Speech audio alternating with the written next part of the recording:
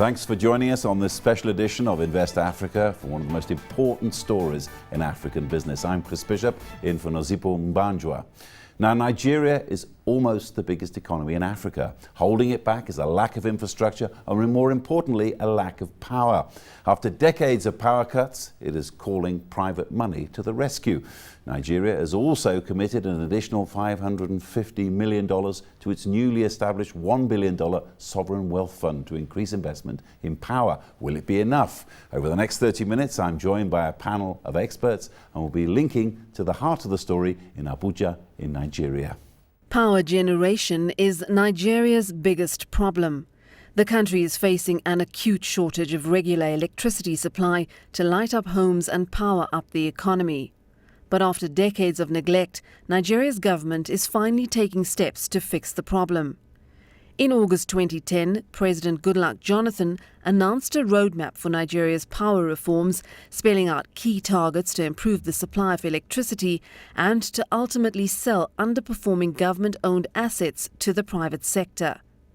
For years, the industry had suffered from underinvestment during the military regime. And even when the civilian regime came on board, Vision 2020, and the decision to privatize the sector in order to increase generation, you had a lot of fits and starts to that industry. A lot of people kicked against, a lot of vested interests kicked against that privatization. In fact, the first attempt to privatize the industry failed in 2005. But by then, the cry for improved power generation had gone around the country. The key target is to achieve 40,000 megawatts by 2020, and that was set by the Vision 2020 committee, and that has also been the target from the roadmap for power sector reform. That capacity needs to be transmitted and distributed. 3 years on, Nigeria has sold 6 power generation and 11 distribution companies, raking in just under $3 billion in the process. The reason why government decided to hand over these assets to the private sector in the first place was because they require significant investment. So a lot of those assets are in dire need of investment and rehabilitation. Some of them have very low-hanging fruits. I can tell you, for instance, I'm aware that Transcorp Ughelli, in a very short time, they've increased capacity, they recovered some of the assets, and that's to show that some of these investors are very serious about the investment and the asset that they've won. Given the underdevelopment in the sector, Nigeria's new power industry is viewed by many as a potential gold mine, one that could generate returns similar to those raked in by the early players in Nigeria's mobile telecom space. But the big challenge for investors is to navigate through the myriad of problems that Nigeria's power sector presents. The decisions to repair this industry has to be an integrated one. So there are actually several buckets, and I'll from the most important short-term to immediate one, which is fuel supply. In this case, mostly gas supply is what we're talking about. You need to, I think the government needs to make gas commercially viable to produce by the oil and gas producers. Despite the challenges, the shift from state-owned assets to private sector hands raises hopes for the economic potential of Africa's most populous nation. Much like the mobile telecommunications boom after it was privatized, regular electric power will one day become the norm in a country begging for light. Joining me in the studio to discuss Nigeria's power sector is Segun Sowande, KPMG lead partner for power in Nigeria, Doug Cooney, chairman of South Africa Independent Power Producers Association, and in our Abuja studio we are joined by Sam Amadi, the chairman of the Nigerian Electricity Regulatory Commission. This is a leap of faith. If you'd said to me a few years ago that Nigeria was going to privatize its generating capacity, I probably wouldn't have believed you. But in terms of the economy, how vital is it? What's going on here? Well, I mean, leap of faith, but then this is more or less like a 16-year journey. Started back in 1999 to be precise, and it led to the enactment of the electricity power. I mean, the law which actually governs electricity power distribution and supply in Nigeria. Now, following that, we got to a point where the current president more or less defined a new roadmap, which was more or less geared towards implementation of what was actually defined in the law. This has long been, I mean, we've all been expecting this to actually happen. And the potential impact of this on the economy is just phenomenal. To be candid, I mean, power would ultimately easily get Nigeria into an economy that's actually doing like a double-digit growth, I mean, if we actually get this right.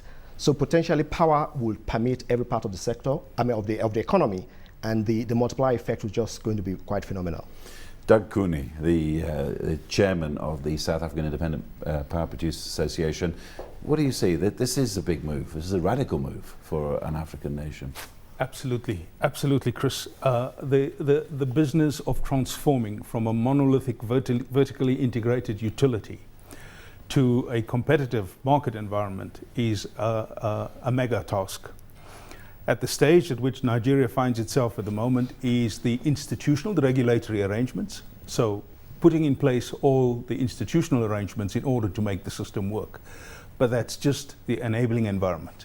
You still have to put the hardware together. You still have to put the transmission together, the generation together, and the distribution system. And it's all got to still function stably. So it's a multidimensional problem.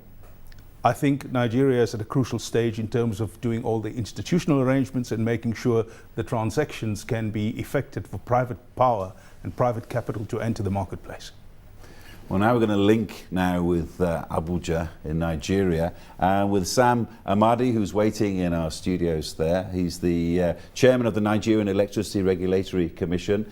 Sam, just tell us, this is a big project. How confident are you that it's going to be a successful one for Nigeria? Well, thank you very much. It's a big project. I'm confident, and that confidence derives from the fact that since 1999, there has been consistency in political will to execute a reform. And since 2006, when the regulator was put in place, there's been consistency in de-risking the sector through effective, fair, and credible regulatory intervention. So three things are working very well for us. There's a political consensus among political leaders that the power sector reform must be executed to the later, and that's why on November 11, we saw the massive transfer of ownership of publicly owned utilities to private sector hands, the biggest probably in Africa up to date. And the second factor working for us is that for the first time, we are bringing a value chain approach to the reform. There's a gas sector reform, there's a unbundling and privatization, where we have a private Canadian company manning the transmission company, and we put in a regulator. We put in a bulk trader to give credibility for bulk purchase. So, like in the past, where policies are not comprehensively thought out and executed, we are doing value chain approach. And the third factor is that NEC, the regulator, my agency, we have, even in short term, won credibility as an accountable, transparent, and consultative regulator that is doing everything to ensure that the market works. And we've been approved by the House of Reps Committee as the most transparent agency in the country. And NGOs did a review of all federal agencies and voted the regulator as the most transparent and the most accountable. Okay. So these three factors give confidence that this project will be executed. Just hold it there for a second, Sam, in Abuja. Come back to you in the studio, Shegun. I mean, this is a very ambitious plan. We're talking 40,000 megawatts, which is about the size of what South Africa, the biggest generator, puts out a year in the next 6 years. I mean, surely that's a bridge too far, is it not, for a project like this? Well, what do you make of it? Well, I mean, the plan for 40,000 megawatts was put together as part of Vision 2020, which was meant to position Nigeria as one of the top 20 economies by the year 2020. I think it's an aspirational ambition, one which obviously where we are today, I mean, might be a challenge to achieve within the next 6 years. But I do believe that it's something that actually puts us on the right path towards being, focusing on what we need to actually do as far as the sector is concerned. I think if we achieve 2025, I mean, that would have been quite good. I mean, and the impact would still be quite significant. Another quick question before we move on. Jim O'Neill, the famous father of the BRICS acronym, he said that he reckons that Nigeria could increase its economy 6 to 7 times if you had enough electricity. Would you say? Yeah, easily. I mean, the multiplier effect of power, as far as the economy is concerned, like I did say earlier on, would be phenomenal. If you actually fix power across the whole value chain in the economy, the cost of doing business, small and medium scale enterprises, it would phenomenally change the impact on the economy and overall business. And that, I think, is a key to double-digit growth for us. Doug, I'm sure you have your reservations about what could happen here. I mean, we have the regulator here on the line here from Abuja. I mean, what would you ask him right now? Ask away. Well, let me just first add quickly to what Segun has said, because installing capacity, if you have gas plants can be built in 2 to 3 years. The bottleneck is probably in the fuel supply. Has there been sufficient development of the gas fields? Is there a supply chain that's reliable to get the gas to the power plants? If we had a well of gas like they have in the Niger Delta, we would probably have about 10 to 15,000 megawatts in place in a very short space of time. I think I don't know how far the passage of the petroleum industry bill has got through, but there are certain bottlenecks that need to be addressed in order to get the fuel supply right. If the fuel supply gets right, then power generation can expand very quickly. The important thing from our perspective in South Africa is, and this is to Sam in Abuja, the important thing for a regulator from our perspective is the regulator must have authority, and it must have authority to enforce.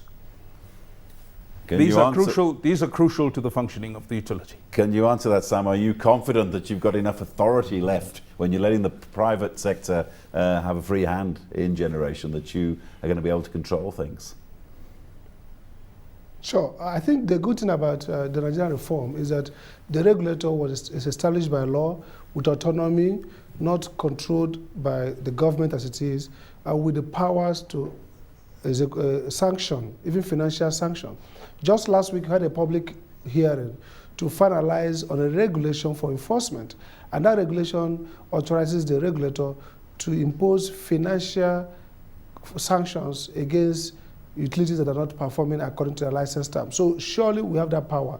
But back to the issue of gas, I think it's right. The real constraint is gas. Transmission, yes, but transmission is improving as government is getting funds to finance improvement in evacuation facilities. But gas is a major problem.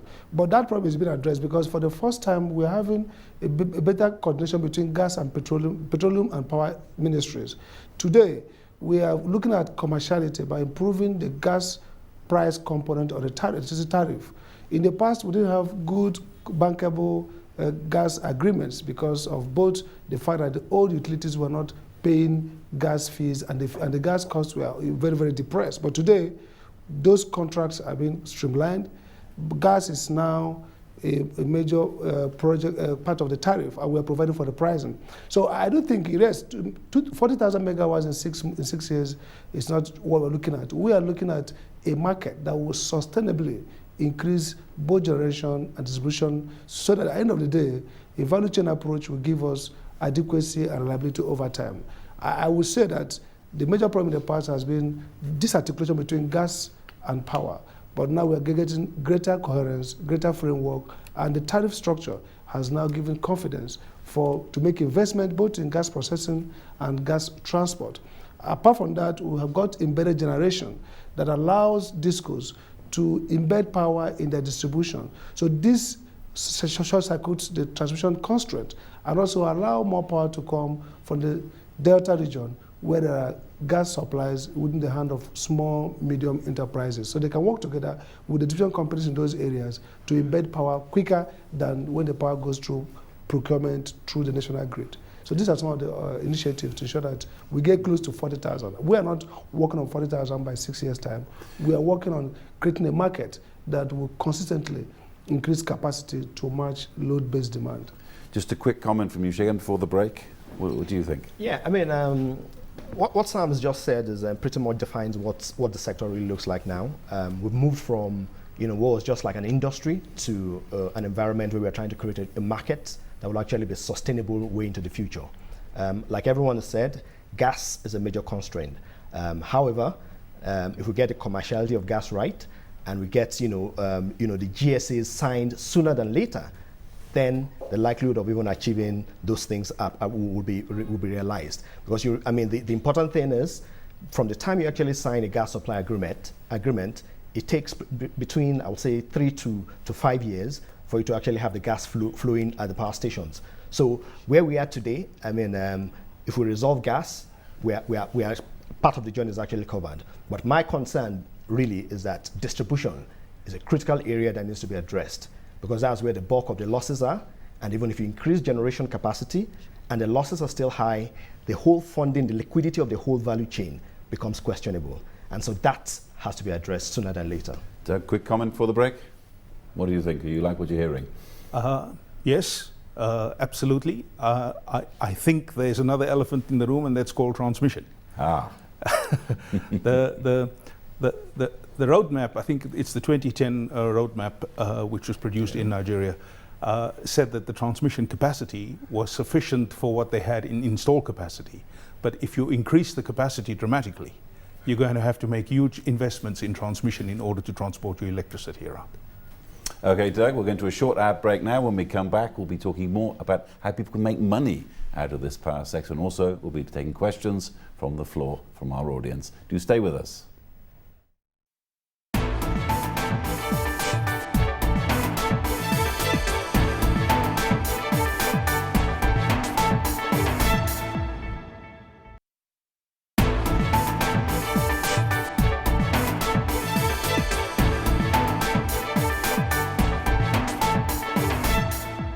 Welcome back to Invest Africa. I'm Chris Bishop. Remember, we value your suggestions and feedback, so please send us an email to investafrica@abn360.com or interact with us through Twitter @CNBC Africa, #InvestAfrica. Now, still with my guest, Segun Sowande, KPMG lead partner for power sector, Doug Cooney, chairman of the South African Independent Power Producers Association, and in Abuja, Nigeria, Sam Amadi, the chairman of the Nigerian Electricity Regulatory Commission. So, before we carry on with this discussion, I would actually like to ask you, how do people make money out of it? Obviously, investors are queuing up. What is the plan? You've studied this. How do you get your returns, and over what period? Okay. Well, interesting one. Given all the initial challenges, which has led to setting up of interim rules. But when you look at the whole value chain, the value chain approach actually presents opportunities to make money across the whole value chain, right from the gas gathering, which typically sits with the oil and gas companies. So there's investment that's required in terms of, as far as gas is concerned. There's a lot of infrastructure investment required in the area of, the transmission of the gases, or fuel, as the case may be, to the generating plants. Now, the tariff structure is quite clear. And what has been put in place by the regulator is a multi-year tariff order, which pretty much defines exactly how the tariffs for the sector would actually behave over time.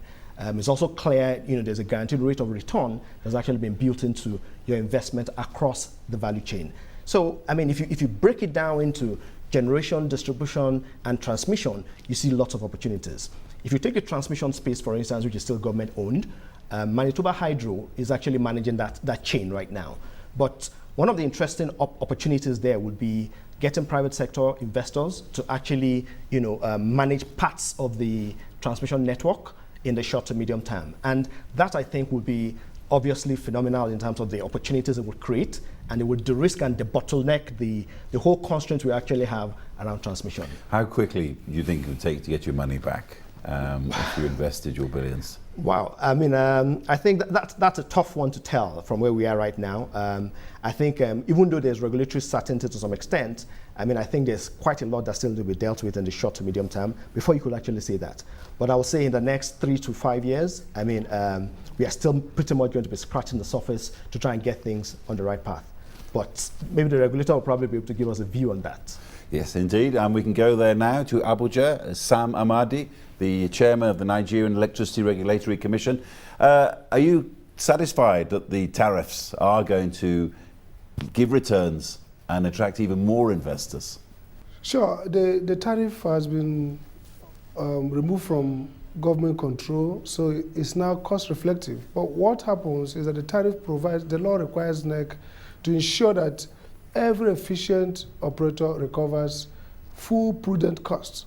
So what we do is that we have bi-yearly minor reviews to index for inflation, for changes in foreign exchange, for cost of gas, for change in quantity. And then we have, whenever the operator thinks that the cost profile is not sufficiently covered by the tariff, they can always make application to us for change. And right now, the utilities are conducting loss level studies, which they will verify with us. And whatever the loss level suggests, we will benchmark the tariff. The tariff is regulated, but regulated to capture prudent cost, all the costs, and to ensure that an efficient operator recovers all his costs, makes good return on investment.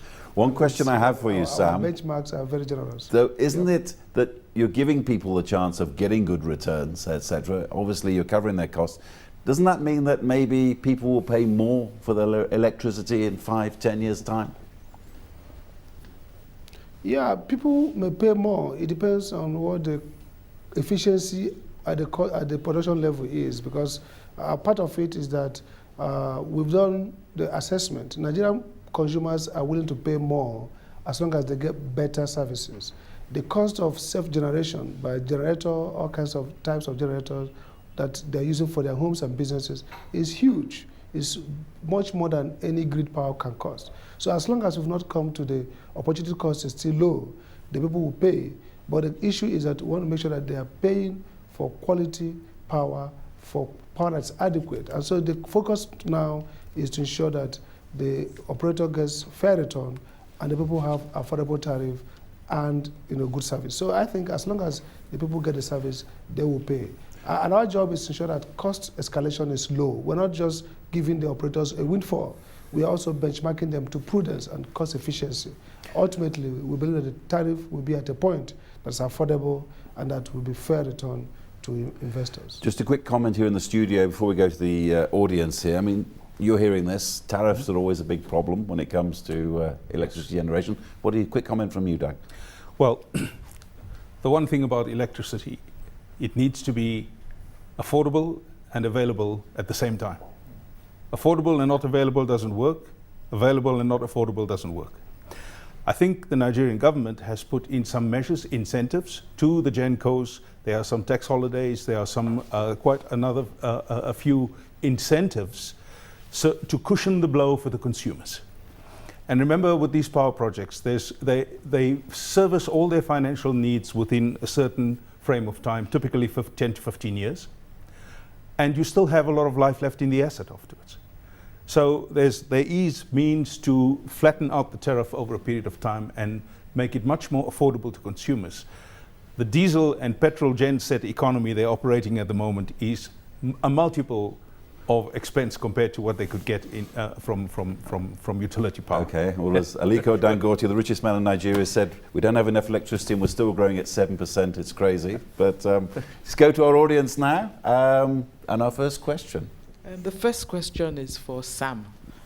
Sam, two things. We hear a lot of there's a big funding gap. People brand figures as high as 10 billion naira on a per annum basis. The other thing is that if we just think through the financing of the assets that we have moved into private hands now, that financing is really short-term bank loans. So my question really is, as a regulator, is this a source of concern for you? And if it is a source of concern, how does the regulator intend to address this? Because I think it speaks to the heart of whether we'll have a successful privatization or not. Thank you. I think first and foremost, it's a concern to us. Our first concern is financial viability of the sector as a whole. So first of all, we were worried that some of the investors came with hot money. Some of them borrowed probably, the GRN formula should be equity and debt. Some came with much more debt than they have equity.